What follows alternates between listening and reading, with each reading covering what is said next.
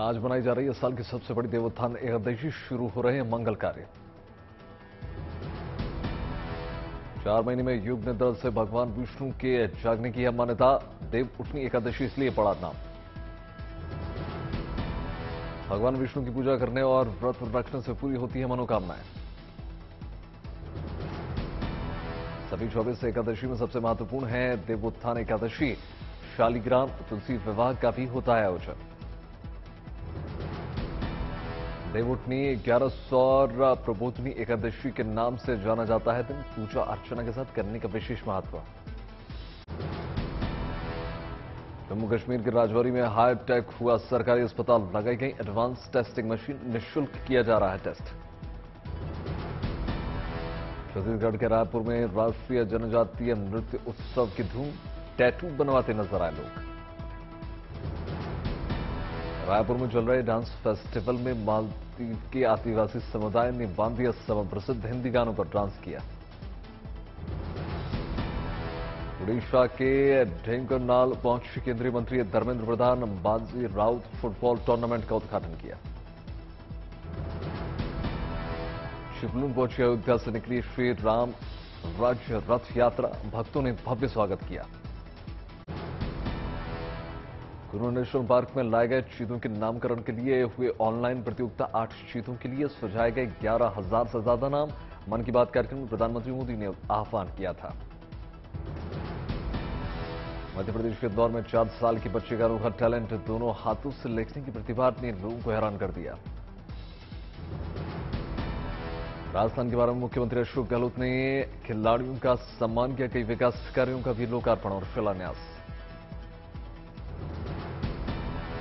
गुजरात में गिरनार की परिक्रमा में जाने वाली यात्रियों के लिए गुड न्यूज। रेलवे ने चलाई खास ट्रेन।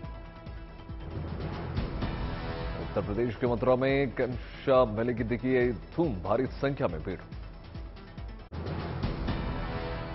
उत्तर प्रदेश के वाराणसी में एक मदरसे की अनोखी पहल। छात्रों को पढ़ाई जा रही है संस्कृत। मध्य प्रदेश के उज्जैन में निकाली गई मंगल कलश यात्रा। भारी संख्या में उमड़ा जनसैलाब। रामनगरी अयोध्या में पंचकोशी परिक्रमा का शुभारंभ। भारी संख्या में उमड़े भक्त।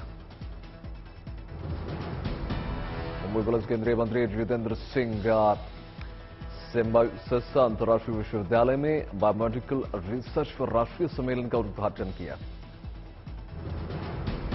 उत्तर प्रदेश में उत्तर रेलवे ने प्लेटफॉर्म टिकट की कीमतों में की कटौती। 14 रेलवे स्टेशनों में प्लेटफॉर्म टिकट की दरें घटाकर 10 रुपए कर दी गई। दिल्ली में हवा का स्तर बहुत खराब। 24 घंटे में AQI औसत लेवल 396। दिल्ली के शादरा में हवा की गुणवत्ता सबसे खराब। 843 तक पहुंच गया AQI। नोएडा में दिल्ली से भी खराब स्थिति। 469 की स्थिति। दिल्ली में प्रतिबंध के बावजूद जारी है निर्माण कार्य। तस्वीर में काम करते नजर आए लोग। दिल्ली NCR में प्रदूषण बढ़ने से एयर प्योरीफायर की बिक्री में लग गई छलांग। 70% परिवारों में प्रदूषण से जुड़ी समस्याओं में इजाफा। नोएडा में प्रदूषण को लेकर स्थानीय प्रशासन का बड़ा फैसला। 8 नवंबर तक 1 से 8 तक की कक्षाएं चलेंगी ऑनलाइन। दिल्ली नगर निगम चुनाव की तैयारियों को लेकर दिल्ली कांग्रेस ने बुलाई सभी दलों के सीनियर्स के लीडर के साथ बैठक। आज चुनाव की रणनीति और भारत जोड़ो यात्रा को लेकर चर्चा। भोपाल में बदले जाएंगे 2 लाखों के मुस्लिम नाम। हलालापुर बस स्टैंड का नाम हनुमानगढ़ी बस स्टैंड। लाल घाटी का नाम महेंद्र नारायण दास जी महाराज सर्वेश्वर चौराहा रखा जाएगा। जम्मू कश्मीर के पुलवामा में सुरक्षा बलों को बड़ी सफलता। लश्कर का एक आतंकी गिरफ्तार। भारी मात्रा में हथियार बरामद।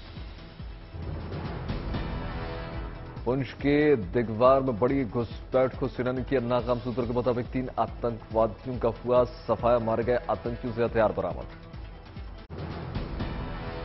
साइबर सिटी गुरुग्राम की हवा भी हो गई दम घोंटू। प्रदूषण में स्कूल जाने के लिए मजबूर बच्चे। पंजाब के फरीदकोट में धड़ल्ले से जल रही है पराली। हवा में तेजी से फैल रहा प्रदूषण। बीजेपी नेता और केंद्रीय मंत्री भूपेंद्र यादव ने जारी किया वीडियो। केजरीवाल से पूछा, श्रीमान आपको पंजाब की पराली समस्या की इन उपायों को अमल में लाने से कौन रोक रहा है? राजस्थान के उमेश मिश्रा ने नए डीजीपी का ग्रहण किया पदभार। 1989 बैच के आईपीएस ऑफिसर। कोयम्बटूर धमाके में कोटाई ईश्वरण मंदिर में जमात के सदस्यों के द्वारा लोगों से जताई संवेदना। ईडी के सामने गुरुवार को होनी थी झारखंड के मुख्यमंत्री हेमंत सोरेन की पेशी। ईडी के समक्ष पेश नहीं हुए। ईडी ने खनन मामले के आरोपी और हेमंत सोरेन के कथित करीबी पंकज मिश्रा के घर पर मारा था छापा। सोरेन की बैंक पासबुक और हस्ताक्षर चेकबुक जब्त। ईडी के समक्ष समन के बाद भी झारखंड में सियासी हलचल लगातार तेज है। देर रात रांची के मुख्यमंत्री आवास पर मंत्री और विधायक का जमाव। ईडी के समन से भड़की जेएमएम एजेंसियों के जरिए सरकार को अस्थिर करने की साजिश का आरोप लगाया। बीजेपी ने हेमंत सोरेन पर साधा निशाना। लालू और मधु कोड़ा के बाद हेमंत सोरेन को जेल जाने वाला अगला मुख्यमंत्री बताया। गुजरात में विधानसभा चुनाव की तारीखों का ऐलान। 2 चरणों में मतदान, 1 दिसंबर और 5 दिसंबर। गुजरात में 1 दिसंबर को 89 सीटों पर मतदान। दूसरे चरण में 93 सीटें। 8 दिसंबर को गुजरात चुनाव के नतीजों का ऐलान हो जाएगा। उसी दिन आएंगे हिमाचल प्रदेश के नतीजे। गुजरात में 4 करोड़ 90 लाख मतदाता करेंगे मताधिकार का इस्तेमाल। 3,24,422 नए वोटर्स। गांधीनगर में गुजरात बीजेपी ने नेताओं की 3 दिन की बैठक का पहला दिन। गृहमंत्री अमित शाह और मुख्यमंत्री भूपेंद्र पटेल भी मौजूद रहे। हिमाचल चुनाव के प्रचार के मैदान में उतरे बीजेपी राष्ट्रीय अध्यक्ष जेपी नड्डा। जनसभा को संबोधित किया। नड्डा ने कोरोना काल में मोदी राज की उपलब्धियों के पढ़े कसीदे। कहा, जो यूरोप अब तक कोरोना से डरा, वहीं भारत में डबल डोज से बूस्टर लोगों को लग चुका है। तो भी अभी तक कोरोना से सुरक्षित नहीं हुआ है और यहां मोदी जी ने 9 महीने के अंदर 2 वैक्सीन बनाकर और 219 करोड़ डोज लगा के डबल डोज बूस्टर के साथ लगा के आपको सुरक्षा कवच पहना दिया है। नड्डा ने एक बार फिर से कांग्रेस पर करारा वार किया। उन्होंने कहा, बीजेपी जनता को देने वाली पार्टी है, जबकि कांग्रेस जनता की सुविधाएं छीनने वाली। जी प्रधानमंत्री बने, उन्होंने आपको इकोनॉमिक पैकेज दिया था कि नहीं दिया था? दिया था कि नहीं दिया था? डैमों की झड़ी लगी थी कि नहीं लगी थी? और दुख के साथ कहना पड़ता है कि जब कांग्रेस पार्टी की सरकार आई तो वह इकोनॉमिक पैकेज हमसे ले लिया गया। जेपी नड्डा ने गुजरात चुनाव की तारीखों का स्वागत किया। हिमाचल प्रदेश में कहा, बीजेपी की जीत तय, बनेगी डबल इंजन की सरकार। बीजेपी उम्मीदवारों के नाम को लेकर गांधीनगर में बैठक। बीजेपी संसदीय बोर्ड के पास भेजे जाएंगे नाम। पहले दिन 47 सीटों पर उम्मीदवारों को लेकर चर्चा। राजकोट और मोरबी पर भी अंतिम फैसला। कांग्रेस के चुनाव आयोग पर आरोप। रमेश चेन्नी थला बोले, जानबूझकर देरी से कराया चुनाव। मोरबी हादसे का मुद्दा अहम। कांग्रेस अध्यक्ष मल्लिकार्जुन खड़गे ने ट्वीट में लिखा, 7 करोड़ गुजराती बहन भाई परिवर्तन के लिए केवल कांग्रेस को मानते हैं विकल्प। चुनाव आयोग पर आपने तो संजय सिंह का तंज भरा ट्वीट लिखा, सच में क्या बुरा हाल है? क्या चुनाव आयोग जैसी संवैधानिक संस्था मोदी जी के इशारों पर काम कर रही है? गुजरात में आम आदमी पार्टी आज करेगी सीएम उम्मीदवार के नाम का ऐलान। अरविंद केजरीवाल 3 नवंबर तक लोगों से मांगे थे उन्होंने सुझाव। 6 राज्यों में 7 विधानसभा सीटों पर डाले गए वोट्स। औसतन मतदान 50% के ऊपर। बिहार में 2 सीटों पर उपचुनाव। मोकामा और गोपालगंज सीट पर लोगों ने किया मतदान। नीतीश की महागठबंधन सरकार के पूर्व मंत्री कार्तिकेय सिंह का दावा, मोकामा से बड़े अंतर से होगी आरजेडी उम्मीदवार की जीत। हरियाणा के उधमपुर विधानसभा सीट पर भी मतदान खत्म। कुलदीप बिश्नोई के बेटे भव्य बिश्नोई की किस्मत ईवीएम में कैद। मतदान से पहले आदमपुर के शिव मंदिर पहुंचे कुलदीप बिश्नोई, बेटी की भव्य जीत के लिए पूजा अर्चना की। बिहार में बीजेपी की अग्नि परीक्षा, नीतीश कुमार से अलग होने के बाद मोकामा और गोपालगंज में जीत का परचम लहराने की बड़ी चुनौती। तेलंगाना के मुनुकूट सीट पर वोटिंग के दौरान तनाव, बीजेपी उम्मीदवार ने टीआरएस पर सत्ता का गलत इस्तेमाल करने का आरोप लगाया। हैदराबाद में चुनाव अधिकारी से मिले टीआरएस प्रतिनिधिमंडल, मुनुकूड़ी में बीजेपी पर लगाया पैसे बांटने का आरोप। हिमाचल चुनाव के लिए मैदान में बीजेपी के स्टार प्रचारक कांगड़ा में राजनाथ सिंह ने की रैली, पार्टी की उपलब्धियां गिनाते हुए भारी हुंकार। भारतीय जनता पार्टी के बारे में मैं कहना चाहूंगा, भारतीय जनता पार्टी के राजनीतिक इतिहास के पन्नों को पलटकर आप देखें। भारतीय जनता पार्टी एक ऐसी राजनीतिक पार्टी है मेरे बहनों भाइयों, जो कहती है वो करती है। राजनाथ सिंह ने कहा, वैश्विक मंच पर भी भारत को अलग पहचान मिली है, ये मोदी का ही करिश्मा है कि देश की अर्थव्यवस्था टॉप 5 देशों में। प्रधानमंत्री मोदी जी के नेतृत्व में वह करिश्मा हुआ कि जो भारत आज के 8 वर्ष पहले अर्थव्यवस्था के आकार के मामले में 9वें-10वें स्थान पर था, वह जंप लेकर आज 5वें स्थान पर आ गया है। मेरे बहनों भाइयों, दुनिया के 5 देशों में अर्थव्यवस्था के आकार के मामले में हमारा भारत भी खड़ा हो गया। उत्तर प्रदेश में योगी कैबिनेट की बैठक में कई बड़े फैसले, 22 अहम प्रस्ताव पास। उत्तर प्रदेश औद्योगिक निवेश और रोजगार प्रोत्साहन नीति को भी हरी झंडी।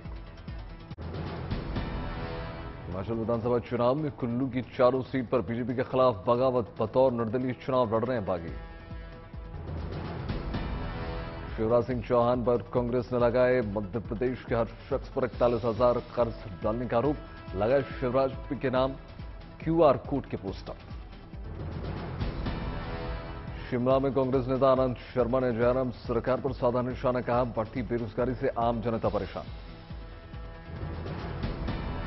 हिमाचल में कांग्रेस ने किया अपने सभी वादों को पूरा करने का दावा, बोले आनंद शर्मा, सत्ता पक्ष की भी तय हो जवाबदेही। दिल्ली में आम आदमी पार्टी के खिलाफ यूथ कांग्रेस ने खोल दिया मोर्चा, आपके दफ्तर के बाहर कार्यकर्ताओं का प्रदर्शन। हिमाचल चुनावों में एक बार फिर बीजेपी ने भरी पार्टी की जीत की हुंकार, बीजेपी के राष्ट्रीय प्रवक्ता संबित पात्रा ने किया ऐलान। चुनाव के नतीजे जब आने वाले दिसंबर के माह में, तो प्रचंड बहुमत के साथ हिमाचल प्रदेश में भारतीय जनता पार्टी की सरकार बनने वाली है। डबल इंजन की सरकार बनने वाली है, विकास को आगे बढ़ाने वाली सरकार बनने वाली है। 6 नवंबर को गुजरात दौरे पर जाएंगे प्रधानमंत्री मोदी। राज्य में चुनाव घोषित होने के बाद पहला दौरा, भावनगर, सुरेंद्रनगर और वलसाड़ में चुनावी रैलियों को संबोधित करेंगे। बिहार के मुख्यमंत्री नीतीश कुमार ने आज पटना के संवाद भवन में 183 उर्दू शिक्षकों को दिया नियुक्ति पत्र। उनको जो मदद मिलनी चाहिए थी वो तो मिला नहीं। हम लोगों ने तो कह दिया विशेष राशि का दर्जा देना चाहिए, तो नहीं हुआ। अगर वो मिल गया होता तो आज कितना आगे बिहार बढ़ जाता। देहरादून में प्राकृतिक फार्मिंग वर्कशॉप में शामिल हुए मुख्यमंत्री धामी, राज्यपाल सिंह भी मौजूद। रेत खनन केस में शिरोमणि अकाली दल के अध्यक्ष सुखबीर बादल की पेशी अमृतसर कोर्ट में पेशी। उत्तर प्रदेश में सभी मदरसों का सर्वे हो गया पूरा, लखनऊ में मदरसा शिक्षा बोर्ड के अध्यक्ष इफ्तिखार अहमद जावेद का बयान, 15 नवंबर तक जमा होगी रिपोर्ट। दिल्ली में वित्त मंत्री निर्मला सीतारमण ने वाणिज्यिक कोल खदान की नीलामी को किया लॉन्च, केंद्रीय कोयला मंत्री प्रहलाद जोशी मौजूद। गुजरात में मोरबी पुल हादसे के बाद बोले स्थानीय लोग, कहा चुनाव में पड़ेगा असर, लेकिन बीजेपी का पड़ला भारी। पाकिस्तान के वजीराबाद शहर के पास इमरान खान की रैली में हुई फायरिंग, पंजाब प्रांत के स्वास्थ्य मंत्री ने दिया जवाब, इमरान के दोनों पैरों पर लग गई गोली। रैली में इमरान खान के कंटेनर के पास हुई गोलीबारी की वारदात, पाकिस्तानी मीडिया के हवाले से कई लोगों के घायल होने की खबर, नबी नाम के शख्स ने की फायरिंग। हमले के बाद अब स्थिर है इमरान खान की स्थिति, बोले अल्लाह ने मुझे दी है नई जिंदगी, मैं दोबारा लड़ूंगा। पाकिस्तान के प्रधानमंत्री शहबाज शरीफ ने इमरान पर हुए हमले की निंदा की, गृह मंत्री से मांगी इस वारदात की रिपोर्ट। इमरान खान पर हुए जानलेवा हमले में आई भारतीय विदेश मंत्रालय की प्रतिक्रिया। अरिंदर बागची ने कहा, इस घटना पर बनी हुई है हमारी नजर।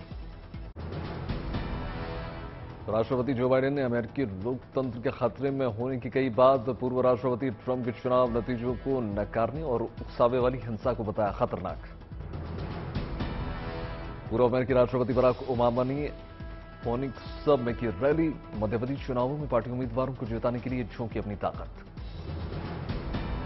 जापान ने उत्तर कोरिया पर फिर कम से कम 3 मिसाइल दागने का आरोप लगाया। यूक्रेन के कई इलाकों में रूसी बमबारी से बुनियादी ढांचे को पहुंच गया नुकसान। ज़पोरिज़िया में मौजूद यूरोप के सबसे बड़े परमाणु संयंत्र की बिजली सप्लाई ठप। रूस के विदेश मंत्री सर्गेई लावरोव ने अमान में अनाज समझौते पर कही बड़ी बात। बोले यूक्रेन के अनाजों को ब्लैक सी के रास्ते दुनिया में भेजने की फिर से शुरुआत। रूसी नौसेना के बेड़े पर हुए ड्रोन हमले को लेकर रूस ने ब्रिटिश राजदूत को किया तलब। जर्मन शहर म्यूनिच में G7 देशों के विदेश मंत्रियों की बैठक में पहले सुरक्षा चाक चौबंद। यूक्रेन युद्ध और चीन की आर्थिक मजबूती समेत ताइवान और ईरान मुद्दों पर चर्चा। यूरोपियन पार्लियामेंट का एक डेलीगेशन पहुंचा ताइवान। यूरोपियन देशों से ताइवान के रिश्तों को मजबूत करने के लिए सांसदों का दौरा। बीजिंग में रिपोर्टर रखने की मांग को चीन द्वारा ठुकराने पर कनाडा की पब्लिक न्यूज टीवी सीबीसी ने चीन ब्यूरो को बंद कर दिया। 40 साल में सबसे अधिक महंगाई से जूझ रहा ब्रिटेन। 1989 के बाद पहली बार बैंक ऑफ इंग्लैंड ने ब्याज दरों में की रिकॉर्ड बढ़ोतरी।